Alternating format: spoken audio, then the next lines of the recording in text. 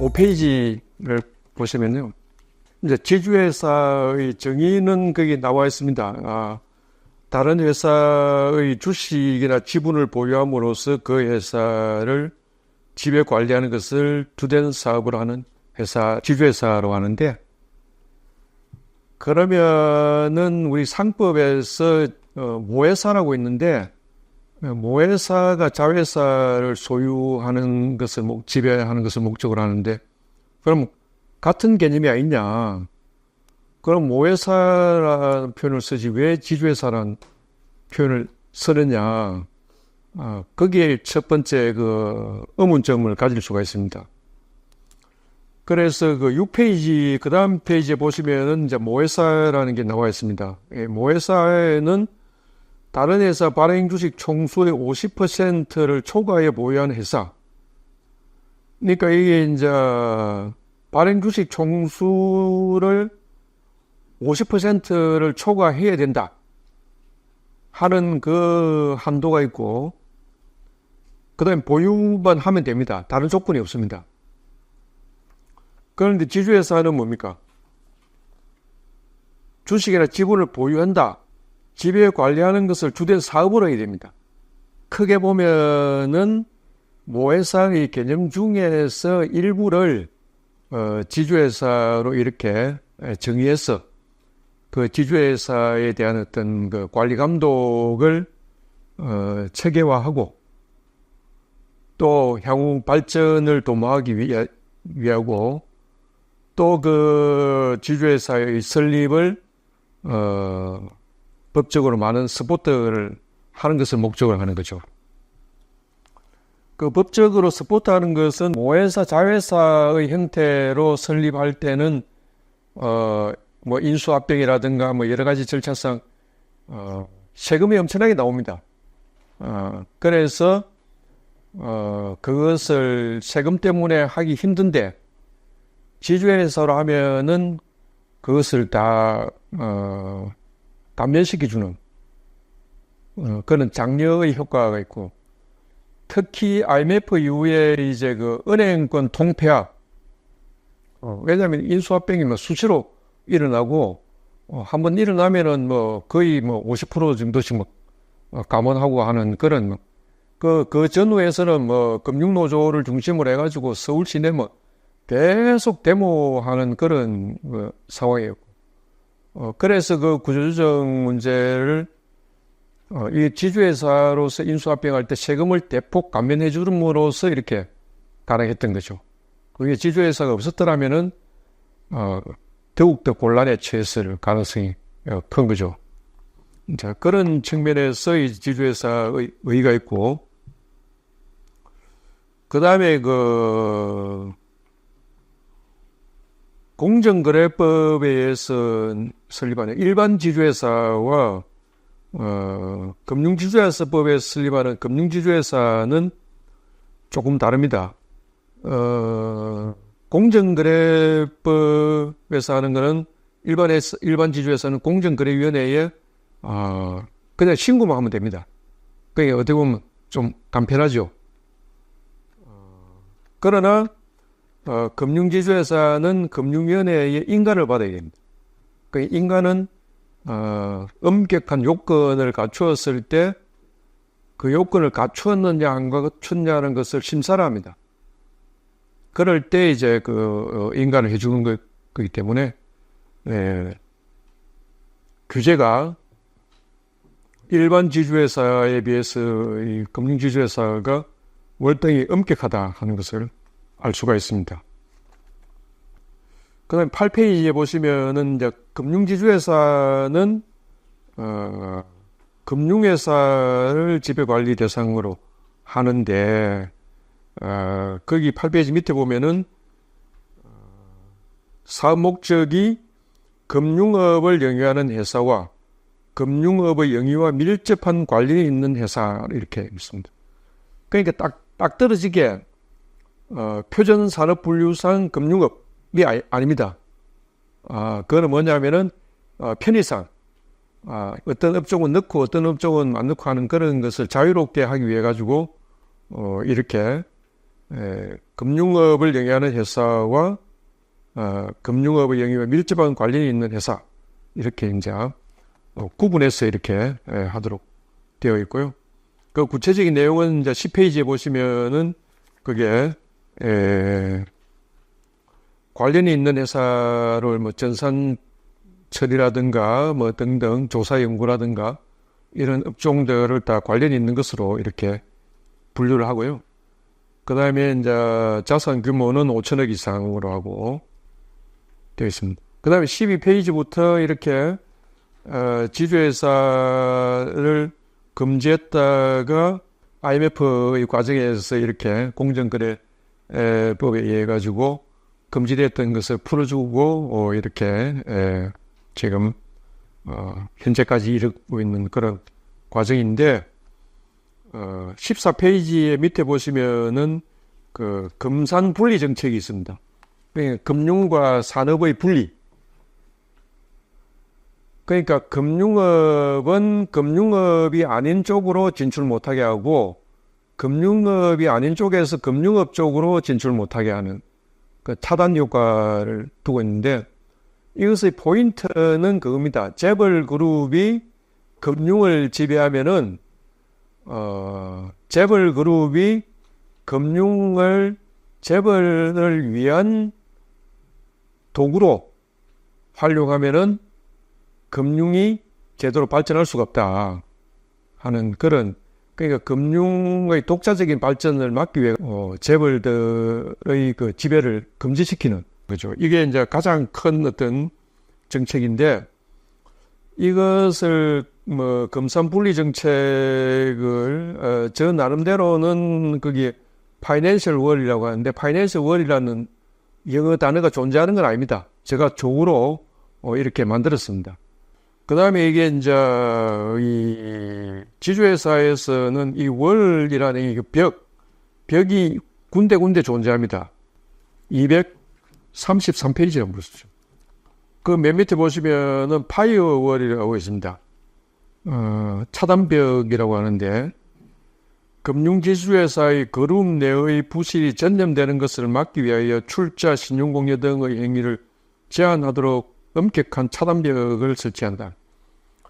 그 우리나라 그 재벌 그룹들이 뭐 대표적인 여러 가지 그 재벌들이 있습니다. 그 재벌들이 A 회사, B 회사, C 회사 뭐 이렇게 막 여러 수십 개 회사를 뭐 3%, 5% 이렇게 출자해가지고 하고 또 반대로도 출자하고 이렇게 하고 거미줄처럼 막 동서남북으로 엮여가지고 제대로 그걸 찾지를 못하는 복잡한 구조를 가지고 있는데 그것을 못하도록 하는 지주회사에서는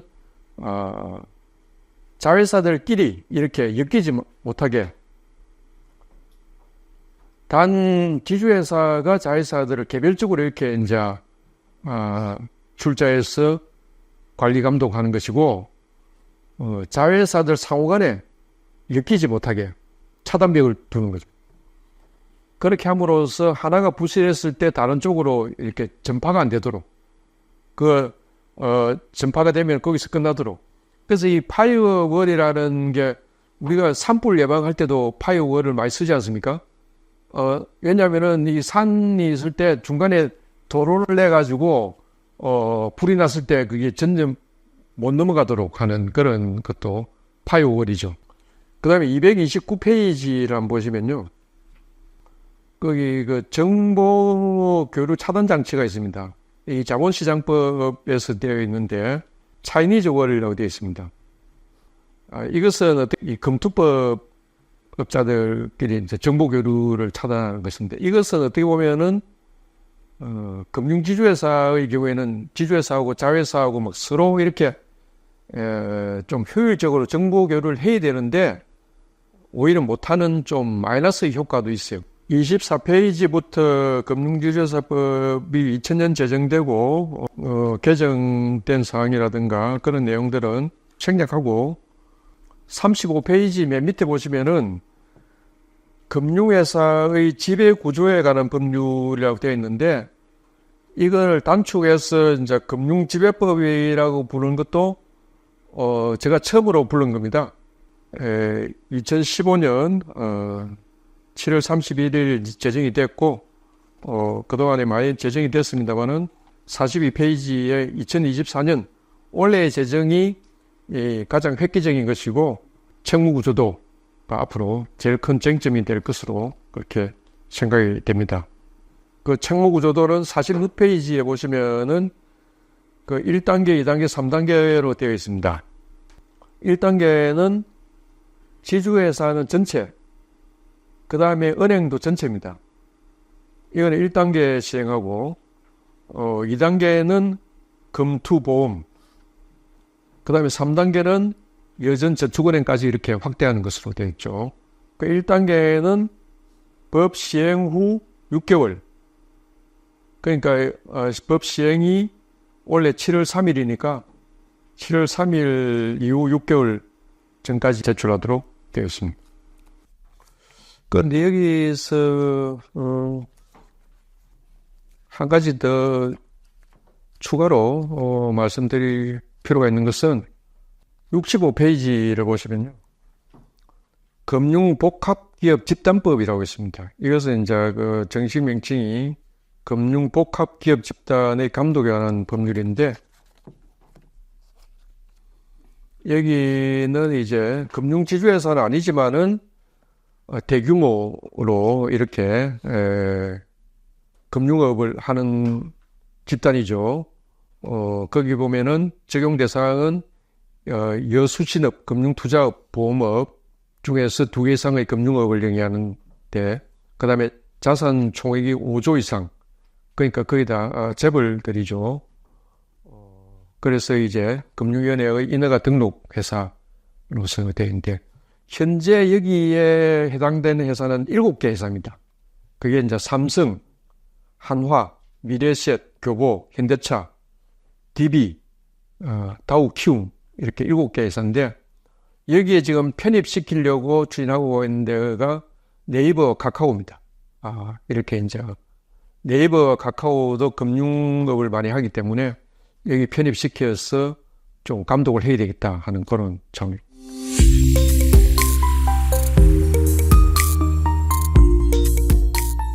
그 다음에 70페이지 보시면은 이제 금융지주회사의 설립은 신청서를 금융위원회에 제출해서 심사를 거쳐서 인가를 받는 그런 것으로 되어 있습니다. 그 다음에 금융지주회사의 그 지배구조는 80페이지 보시면은 이원적 규정으로 되어 있습니다.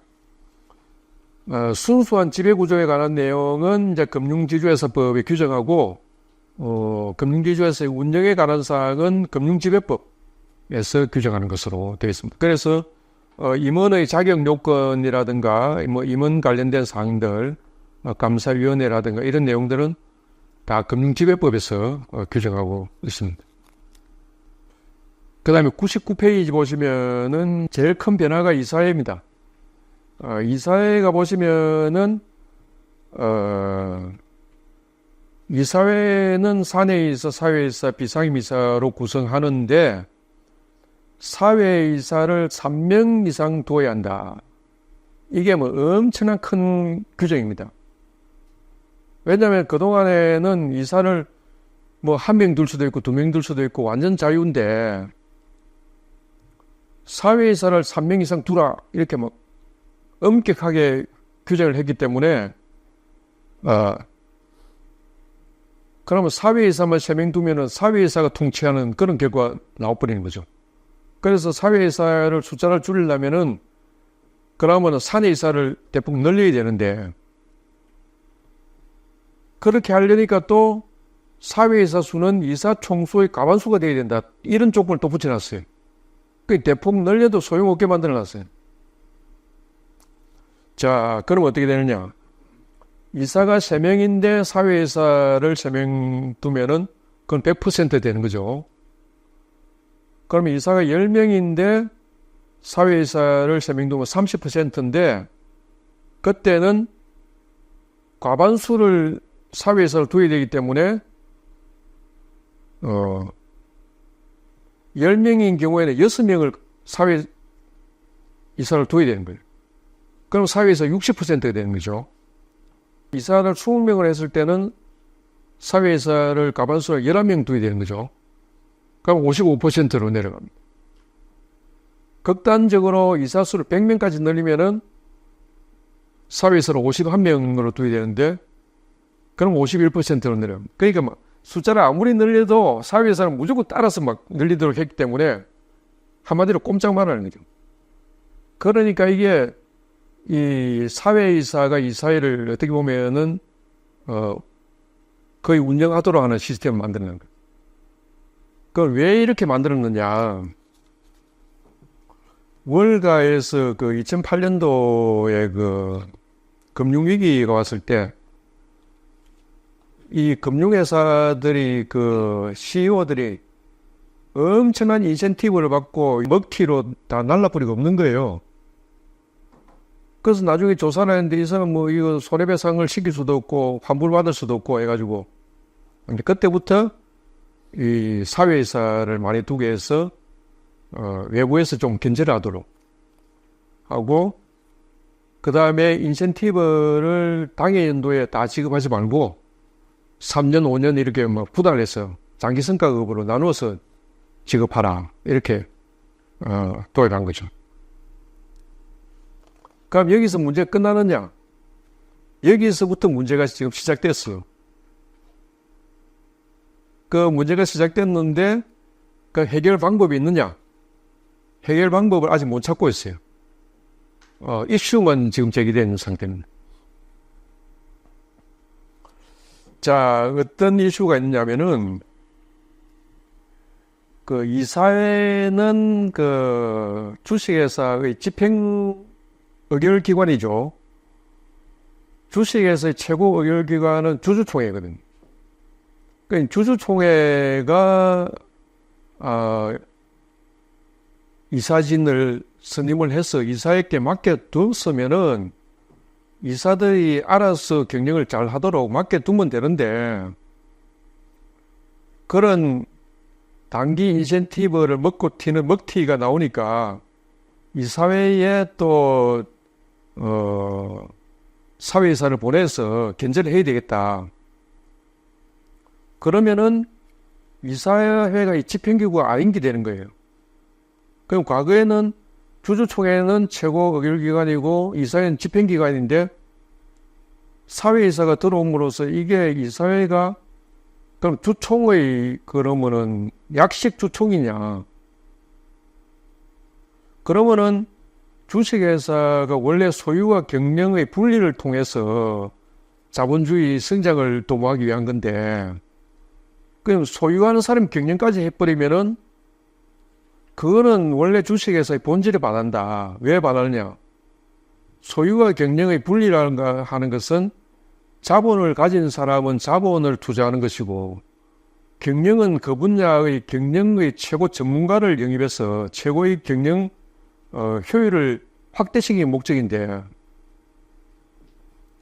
그러면 자본을 가졌다는 그런 주체가 경영에 관여하면 이거는 경영 작품이 졸작으로 나올 수밖에 없다. 왜냐?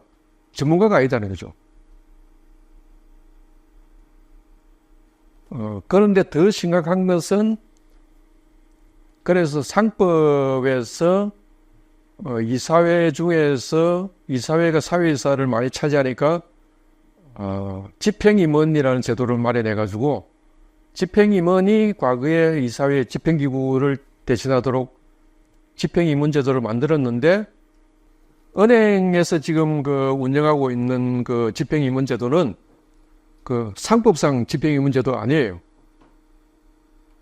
은행에서 운영하는 집행임원은 은행에서 관행적으로 지금까지 운영해오는 그 시스템이에요. 주주가 사회이사를 추천하면은 그거를 임원추천위원회에서 배제를 못하도록 되어 있어요. 그럼 주주의 영향에서 사회이사를 선임하는 게 원래 사회이사 제도의 본질에 맞느냐? 주주는 경영 결과로서 심판을 해야지, 평가를 해야지, 경영에 개입을 해가지고는 경영 전문가의 그런 효율성을 오히려 떨어뜨리는 결과가 초래될 수밖에 없다. 그래서 사회이사의 구성을 외부 전문가의 우선순위를 둘 것이냐, 아니면은 주주의 그런 지배력에 우선을 둘 것이냐 하는 게 앞으로 큰 딜레마예요. 딜레마인데, 예를 들어서 그 평가가 검증될 수 있는 것은 어느 회사는 주주가 중심이 돼서 사회이사를 운영하고, 어느 회사는 임원진이 외부 전문가를 찾아서 사회이사를 선임했을 때 나중에 그 결과를 서로 비교해 보면은 검증이 될 수 있을 거예요. 그래서 그런 검증이 나오기 전까지는 어느 시스템이 옳았냐 하는 것은 상당히 앞으로 관심의 대상이라고 볼 수 있겠어요.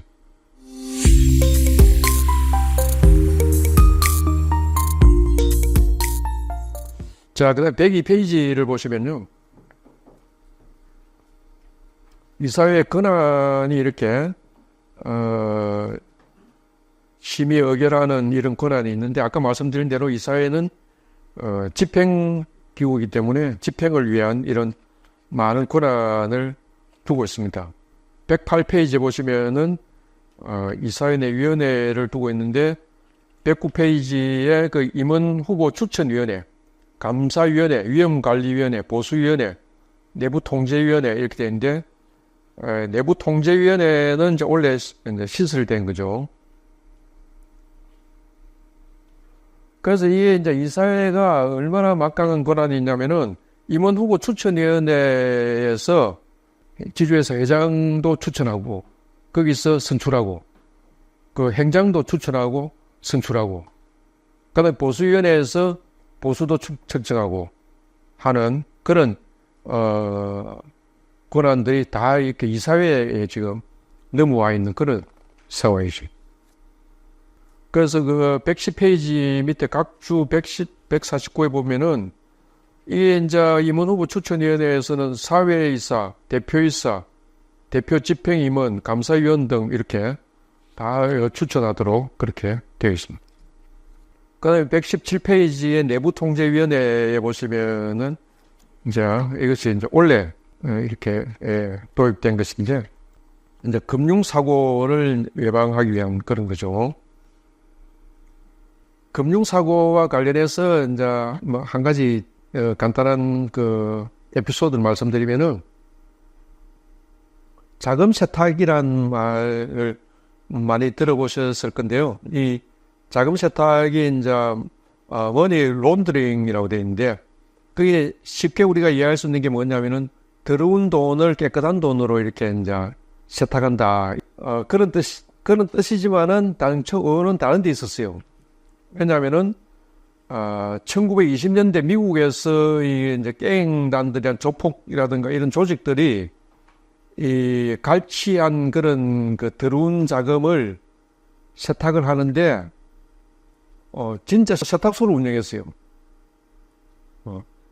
그러니까 수입으로 이 조폭 자금을 세탁소 예금구자에 입금시켜가지고 그 세탁소에서 수입을 은행에 저축하는 식으로 그렇게 한 거죠. 그러니까 세탁소 자금으로 했기 때문에 이제 자금 세탁이라는 말이 나왔는데, 결국은 더러운 자금을 깨끗한 자금으로 세탁하는 게 뜻도 같은 의미가 된 거죠. 그다음에 127페이지 보시면은, 이사회에 아까 말씀드렸다시피 그 권한이 막강한데 이사의 의무도 엄청납니다. 지금 갈수록 이사의 의무가 굉장히 확대되고 있어요. 원래 출발은 상법상 그 이사의 선량한 관리자의 주요 의무에서 출발하는데, 이 선량한 관리자가 어디까지냐? 그게 이제 법적으로 이야기할 때는 자기 일을 하듯이 열심히 하라, 충실히 하라 하는 건데, 그러면 자기 일을 하는 게 어느 정도까지인지 이거 법적으로 규명하기가 굉장히 어렵습니다. 그래서 파생된 게 이제 128페이지 보시면은 충실 의무, 비밀 유지 의무, 경업 금지 의무, 유용 금지 의무, 그 다음에 자기거래 금지 의무, 보고 의무, 감시 의무 이렇게 엄청나게 파생돼 가지고 업무가 계속 발생되고 있습니다. 그리고 그 의무를 위반했을 때는 131페이지에 보는 바와 같이 이렇게 회사라든가 제3자에 대해서 책임을 지도록 이렇게 되어 있습니다. 그게 이제 우리나라에서 사건화가 된 것 중에 하나가 이제 주대우에서 분식회계를 했는데 그 주대우 분식회계에서 회장이 대표에게 분식을 지시를 했다는 거죠. 그런데 주대우가 나중에 파산을 했다. 그러면은 그 이사들이 책임이 있느냐 하는 거죠. 그래서 이게 어떻게 보면은 책임이 없다고 볼 수 있는데 다른 이사들이 자기 이사의 업무가 아니더라도 감시해야 될 업무가 있고 감시를 소홀히 하면 또 책임이 있는 것으로 되거든요. 그래서 어떻게 보면은 이 이사들이 이사를 상호를 감시하도록 하는 그런 시스템이에요. 그래서 이제 내부 통제 시스템이 작동이 되는 거죠. 그 다음에 139페이지 보시면은 책무 구조도가 지금 제일 쟁점이 되는데, 이 영국에서 이제 그 FCA 금융당국에서 이렇게 이제 출발한 건데, 우리도 이렇게 도입해서 올해부터 시행하는데, 뭐 지금 처음 시작이고 기준이 정립이 안 돼 있고, 특히 뭐 영국에서도 정립이 안 돼 있기 때문에 우리도 앞으로 계속 어떤 그 문제점이 발생할 것이고, 원래 아마 뭐 홍콩 뭐 예를 들어서 펀드 관계로 제재를 할 것인가 안 할 것인가가 가장 큰 지금 이슈로 부각되고 있죠.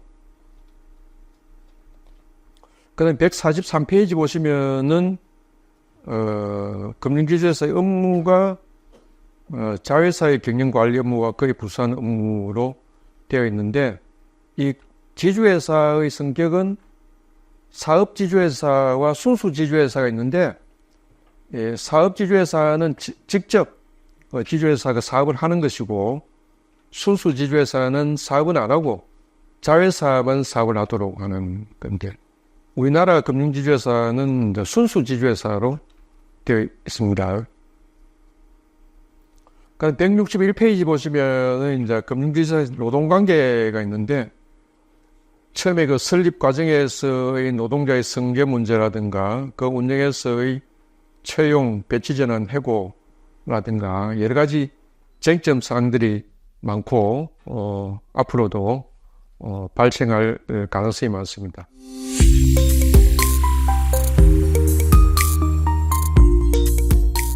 그럼 201페이지 보시면은 이제 자회사 편입. 자회사는 처음 설립할 때 자회사로 편입하는 문제, 나중에 또 설립되고 나서 편입하는 문제, 그 다음에 자회사가 손자회사를 편입하는 문제, 이런 것들도 다 금융위원회의 승인을 받도록 그렇게 되어 있습니다. 그 다음에 212페이지에 보면은 자회사의 업무에서 이런 여러 가지 업무가 나와 있는데, 금융지주회사는 주가 은행이기 때문에 은행의 경우에는 은행법의 또 적용을 받도록 그렇게 되어 있습니다. 그 다음에 216페이지 보시면은 아까 말씀드린 내부 통제위원회가 올해부터 의무화됐기 때문에 준법 감시인의 자격이 가장 중요할 것으로 그렇게 되어 있습니다. 거기에 217페이지에 금융위원회가 정하여 고시하는 금융 관련 기관에서 7년 이상 근무한 사람이 되어 있는데, 여기에 관련 금융기관은 한국거래소, 한국예탁결제원, 한국투자공사 이렇게 되어 있습니다. 그 다음에 233페이지에 보시면은 그런 그 차단벽에서 출자, 신용공여 등을 이렇게 자회사 간에는 엄격히 제한하도록 되어 있고, 그러니까 239페이지 보시면은 금융회사에 대한 감독은 금융위원회와 금융감독원이 있는데, 금융위원회는 그런 규범에 관한 거고, 금융감독원은 실제 집행하고 시행하는 그런 문제를 다루고 있습니다.